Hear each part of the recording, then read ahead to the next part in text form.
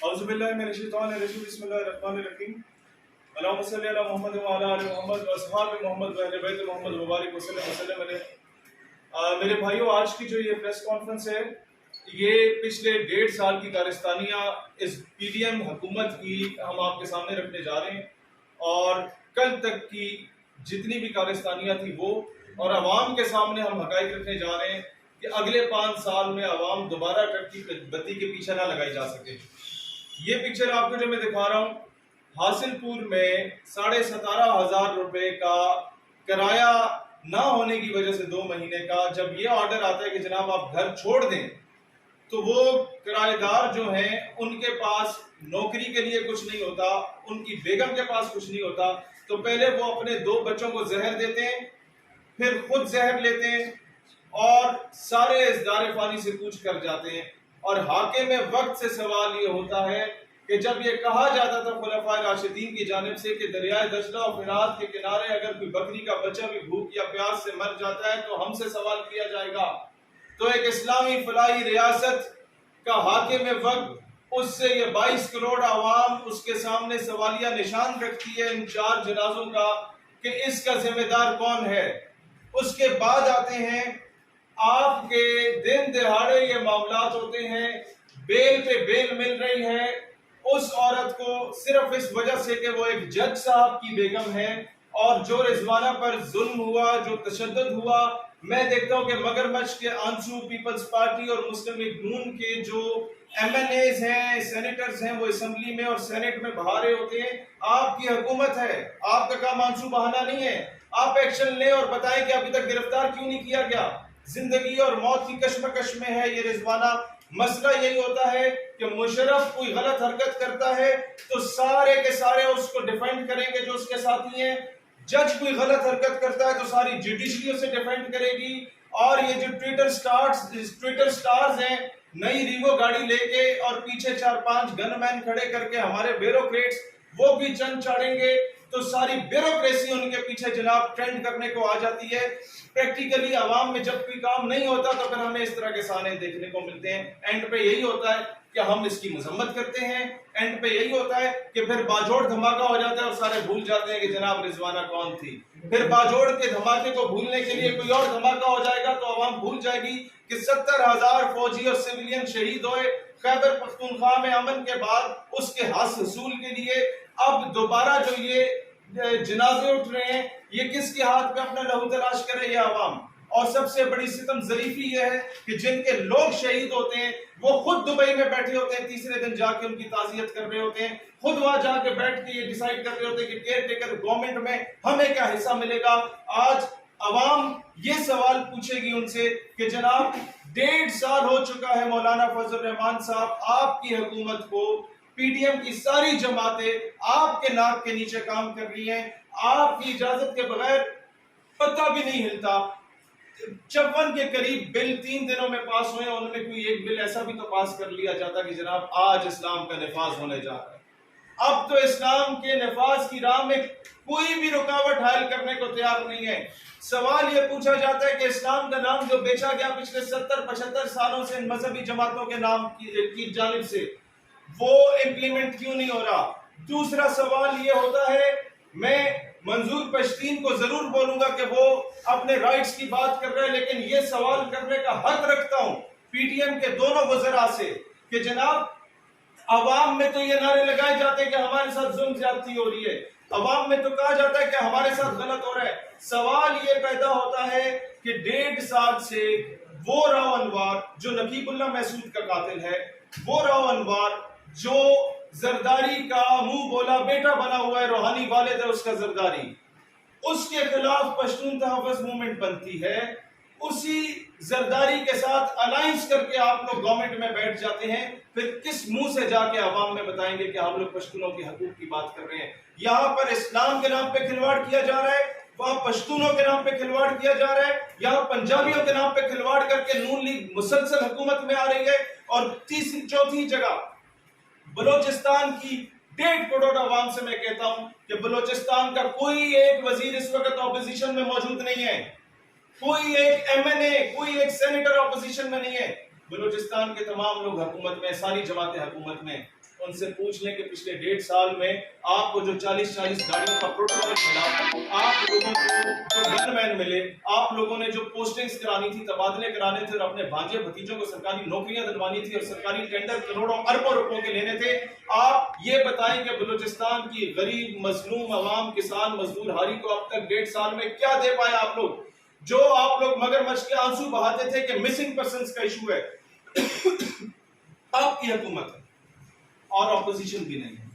Opposition का एक member भी पार्लियामेंट में नहीं बैठता। सेनेट में 2-4 बंदे या 2-2.5 बंदे नाम नेहाद के तौर पे बेचारे बैठते हैं, जिनको सुनने को कोई तैयार नहीं होता। तो अब मिसिंग पर्संस वाला आपका मसला हल क्यों नहीं हुआ जनाब अली? बलूचिस्तान की 1.5 करोड़ आवाम ये सवाल क्यों नहीं पूछ रही अपने नवाबों, वडेरों, जागीरदारों से कि जनाब मसला मिसिंग पर्सन का नहीं है, मसला इनके इख्तिदार का है। जो 5 साल हुकूमत में बैठेंगे तो रियासत का खाएंगे और फिर ऑपोजिशन में बैठ के 5 साल रॉ का खाएंगे। यही चीज होती है मजहबी जमातों की कि यही 5 साल हुकूमत में बैठेंगे तो फिर रियासत ठीक है, नहीं तो जनाब इस्लाम खतरे में आ जाता है। यही मसला है कि 1.5 साल से सुकून से पीटीएम के दोनों एमएनए वहां पर बैठे हुए, और अब जब वो गवर्नमेंट खत्म होगी तो आवाम में जाके किस तरीके से ब्लैकमेल किया जाएगा। फैसल मस्जिद में आप तस्वीरें बनवा सकते हैं अपनी बेगम को लाके, गर्लफ्रेंड को लाके, आप ठुमके लगा के जो है वो कर सकते हैं, टिकटॉक बना सकते हैं, हर किस्म की फहशिया और यान हरकत आप कर सकते हैं। किसी की जरूरत नहीं होगी कि आपसे जाके पूछे, क्योंकि आप बहुत बड़े टिकटॉक स्टार हैं या सोशल मीडिया एक्टिविस्ट हैं या बहुत बड़े क्रिकेटर हैं या बहुत बड़े सियासी समाजी शख्सियत हैं। कोई नहीं पूछेगा, पूछेगा सिर्फ उससे कि जनाब आप अगर एक मजदूर हैं और 4 माजूर बच्चों के वालिद हैं और आप कुल्फी लगाने वाले हैं और आप मालाकंड से हैं और क्योंकि आप पठान हैं तो आपको उठा लिया जाएगा और आपको उठा के जो है आप पे पर्चा भी कर दिया जाएगा और उसके बाद जो है वो आपको जुर्माना भी दे दिया जाएगा। किस वजह से? किस वजह से? एक आम आदमी क्या अपनी रोजी रोटी भी नहीं कमा सकता, वो मजदूरी भी नहीं कर सकता और हर किस्म की जो हरकत करना चाहे वो कर सकता है। उसके बाद पेट्रोल किया जाता है 20 रुपए महंगा और उसके बाद आपका इसहाक डार रोती हुई शक्ल, वो रोंदू जो है वो बना के कहता है कि जनाब हम क्या करें, आईएमएफ की मजबूरी है, वर्ल्ड बैंक से लोन लिए हुए हैं, आईएमएफ से लोन लिए हुए हैं और हमने अमेरिका से लोन लिए हुए हैं। और भाई मुझे ये बताओ, जो मकरूज कौम होती है उसके हुक्मरान फिर बताते हैं कि जनाब हम अपनी सादा रो जिंदगी गुजार के बताएंगे कि हम लोग मकरूज कौमें किस तरीके से सरवाइव करती हैं। अगर आप मकरूज हैं और 20 रुपए आपको पेट्रोल और डीजल अपनी हुकूमत के खत्म होने से 1 हफ्ते पहले इतना गैर मकबूल फैसला लेना पड़ रहा है जो आपकी साख को नुकसान पहुंचाए, तो फिर बताइए ये क्या बकवास है। 230 करोड़ रुपया दिया गया असिस्टेंट कमिश्नर्स और डिप्टी कमिश्नर्स को कि रीवो गाड़ियां निकालो और मछली पल्ला खिलाने ले जाओ अपने महबूब को। ये तमाशा नहीं। बंदा इनसे सवाल पूछे कि पहले वो खोता गाड़ी पे जाते थे, ये घोड़ा गाड़ी पे जाते थे, ये टांगे पे सफर करते थे, या सोराब साइकिल पे जाते थे? पहले भी तो इसी तरह की गाड़ियां थी। शाह खर्चियां इनकी खत्म नहीं हो रही और रियासत में आपके लोग जो हैं वो यहां पर खुदकुशी करने को तैयार बैठे हुए होते हैं। पहले बच्चों को जहर देते हैं पर खुद मियां बीवी जहर लेके फौत हो जाते हैं और चेयरमैन सेनेट बिल लेके आ जाता है जनाब असेंबली में कि भाईजान मैं अपनी बेगम के साथ, मैं अपने बच्चों के साथ जहाज में जहां मर्जी सफर करना चाहूं, कोई रोक टोक नहीं होगी। रिटायरमेंट के बाद इतनी गाड़ियां मुझे मिलेंगी, सर्विंग है तो है ही है। लेकिन मसला ये होता है ना कि जिस तरह मरा हुआ ब्यूरोक्रेट, जो रिटायर्ड ब्यूरोक्रेट होता है, वो भी सवाल आपका हो जाता है। ये जो रिटायर्ड एमएनए एमपीए सेनेटर्स हैं या ये चेयरमैन सेनेट साहब है, ये तो करोड़ों रुपए के होना चाहते हैं रिटायरमेंट के बाद कि 1 किलोमीटर गाड़ी चलेगी तो इतना रुपया मेरी जेब में आएगा। तमाशा बनाया हुआ है। इतने नाई मोची मेरे घर में होंगे, इतने नौकर चाकर मेरे घर में होंगे, इतने सिक्योरिटी गार्ड मेरे घर में होंगे। तो जनाब अली, मैं तो कहता हूं जिसने ये बिल लिखा है उसने बहुत ज्यादा ज्यादती की है चेयरमैन सेनेट साहब के साथ। उसको चाहिए था कि ये भी लिखता कि चेयरमैन सेनेट साहब जब वफात पाएंगे तो उनकी कब्र कुशाई भी रियासत के पैसों से। चेयरमैन सेनेट साहब जब वफात पाएंगे तो उसके ऊपर जो गुलपाशी होगी वो भी रियासत के पैसों से। चेयरमैन सेनेट साहब का जो स्वयं पे जामिशीरी बांटा जाएगा अवाम में, वो भी जो है गरीब अवाम के टैक्स के पैसों का होगा। और फिर सितम जरीफी इस हद तक अवाम के साथ मजाक किया जा रहा है। ऑफिशियल सीक्रेट एक्ट को लाया जाता है और फिर कहा जाता है कि जनाब अब आप मुझे ये बताओ, ऑफिशियल सीक्रेट एक्ट आ गया, उसमें अमेंडमेंट की बात आ गई। कल को गवर्नमेंट का कोई भी बंदा जो गैरों का काना हो वो उठ के ये फैसला कर ले कि जनाब अब क्योंकि मईशत कंट्रोल में नहीं है, अरब कंट्रीज भी तस्लीम कर रही है, तो हम भी जनाब अगले 5 सालों में अगर इन्हीं दादों को हुकूमत दे दी जाती है तो इनमें से कोई भी उठ के ये कहते हैं कि जनाब हम अब इसराइल को तस्लीम करने जा रहे हैं क्योंकि हमारी मजबूरी है, और हम जैसा कोई भी बंदा उसकी राह में रुकावट बन के खड़ा हो जाए कि जनाब नहीं ऐसा नहीं हो सकता, और रातों रात वो गायब हो जाए किसी भी वजीर के कहने पर, तो मुझे बताएं हमारे खानदान किस एजेंसी के पास जाएंगे पूछने के लिए कि जनाब हमारे बच्चे कहां? आप तो कानून बना चुके, आप तो कानून ले आए असेंबली में, हमारे खानदान वाले अदालत में भी नहीं जा सकेंगे कि जनाब 90 दिन तक तो आप किसी को भी बगैर अरेस्ट वारंट के उठा के गायब कर सकते हैं। ये बनाना रिपब्लिक बना लिया आप लोगों ने। ये बदमाशियां नहीं चलेंगी। ये रियासत पाकिस्तान है, ये 25 करोड़ अवाम की रियासत है। ये मां होती है रियासत और 25 करोड़ अवाम की, ये 2% अशराफिया की नहीं है। We will prove it इंशाअल्लाह ताला। हम लोगों ने इन बदमाशियों को बाहुकुम रोकना पड़ेगा। अगर इस तरह चलता रहा तो लोग मायूस हो जाएंगे और हम ऐसा कभी नहीं होने देंगे। और फिर ड्रामेबाजी क्या होती है, कैबिनेट में बैठ के सारे वजीर कठपुतलियों की तरह साइन करते हैं सारे बिल्स पे, सारी ड्राफ्ट्स पे, और उसके बाद जनाब अली जब सेनेट में जाता है तो 1-2 मोरे अपनी जमातों के खड़े कर दिए जाते हैं कि आप मुखालफत कर देना ताकि पार्टी की इज्जत भी बच जाए और कसरत राय से बिल भी मंजूर हो जाए। भाई कब तक ये तमाशा चलता है? यही तो आवाम को बेवकूफ बनाया जा रहा है। ओ जी पीपल्स पार्टी ने मुखालफत कर दी, ओ जी नून लीग के फलाने सेनेटर बड़ा शेर का बच्चा है जनाब उसने मुखालफत कर दी। मुखालफत की है तो फिर पीपल्स पार्टी का सेनेटर जरदारी के खिलाफ अला में बगावत बुलंद करे कि ये भुट्टो का नजरिया नहीं है। फिर नून लीग के सेनेटर अला में बगावत बुलंद करे नवाज शरीफ के खिलाफ कि ये क्या बदमाशी मचाई हुई है। आज जो पीटीआई ने पिछले 5 सालों में उल्टे सीधे करारदादें पेश की, मंजूर करवाई, आज उनके गले का फंदा बन के बैठी हुई है। आज लिख लें अगले 5 साल पीडीएम के गले का फंदा वो रेजोल्यूशंस होंगी जो आज ये लोग लेके आ रहे हैं। इनको तो अपनी गलतियों का एहसास हो गया, आपको फिर जनाब एहसास दिलाने के लिए भी कोई नहीं होगा। जितनी पाबंदियां मीडिया पे लगा दी हैं, आए रोज सहाफियों को उठाया जा रहा है।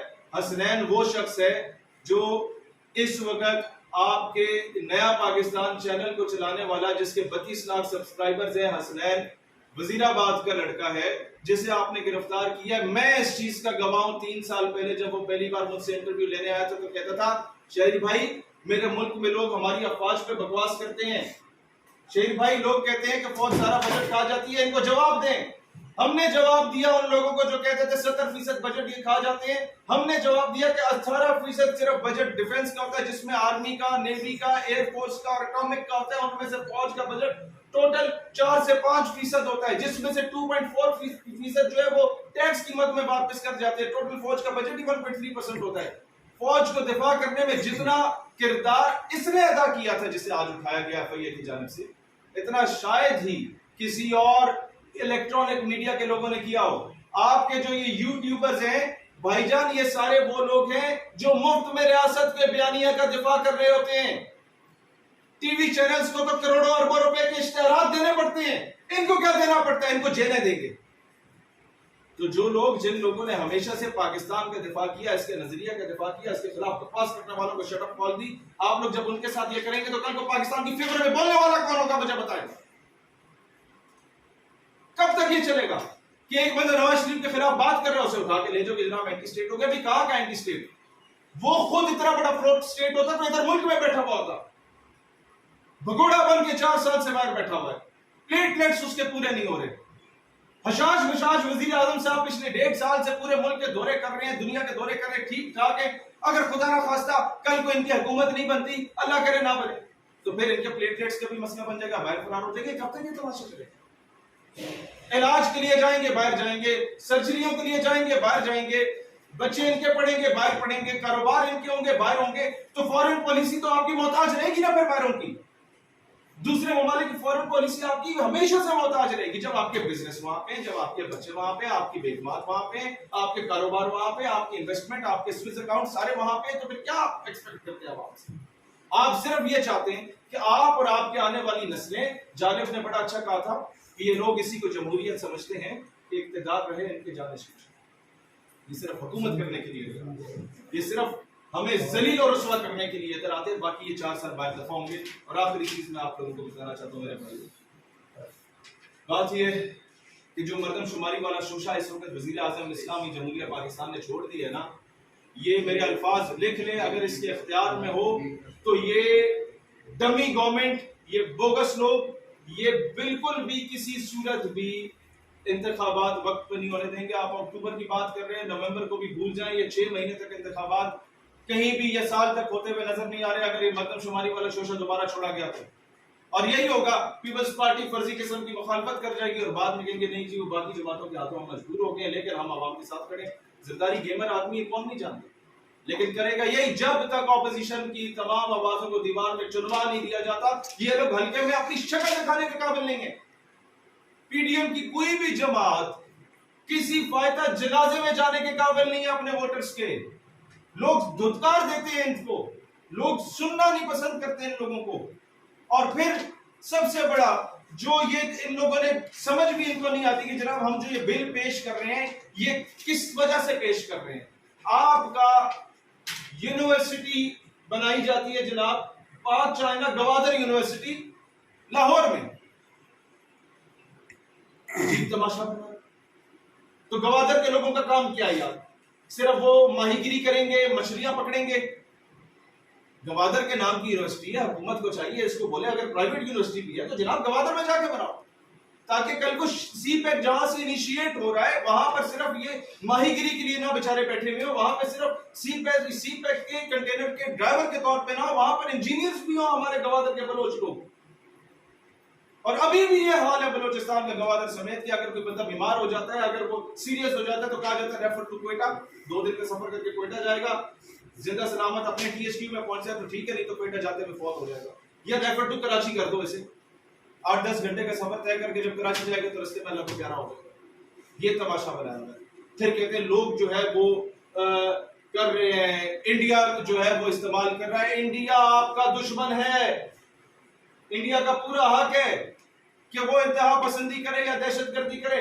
हमने खालिस्तान के लिए क्या किया, हमने पिछले 1.5 सालों में कश्मीर के लिए क्या किया, मैं हुकूमत से पूछता हूं जूनागढ़ के लिए क्या किया, असम के लिए क्या किया, हैदराबाद दक्कन के लिए क्या किया, तेलंगाना के लिए क्या किया, केरला के मुसलमानों के लिए क्या किया।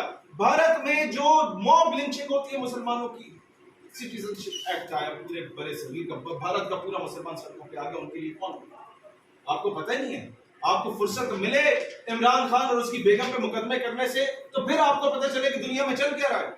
लिहाजा पाकिस्तान पे जो 4 दिन रह गए हैं उसका सोच लीजिए, नहीं सोचना चाहते।